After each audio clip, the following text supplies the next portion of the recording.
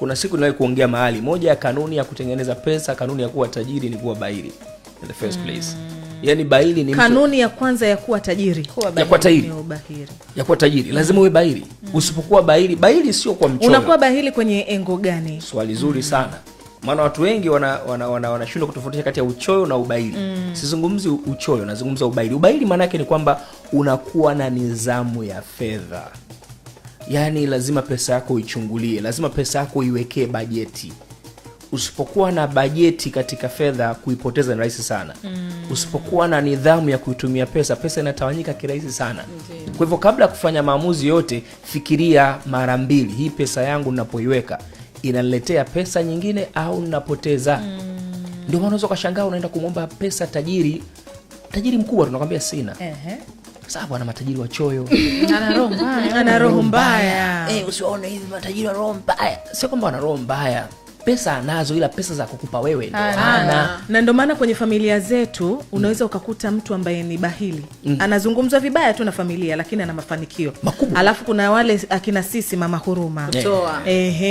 Unakuta hatuna mafanikio. Kila mwaka uko pale pale. Tuko pale pale. Usogei. Shangazi ameumwa unapigiwa simu wewe kwa sababu ni mama huruma, baba huruma. Na tuna tabia huko kwenye familia zetu. Ukishaona tu Asha kidogo mashallah, basi wote tunakimbilia kwa Asha.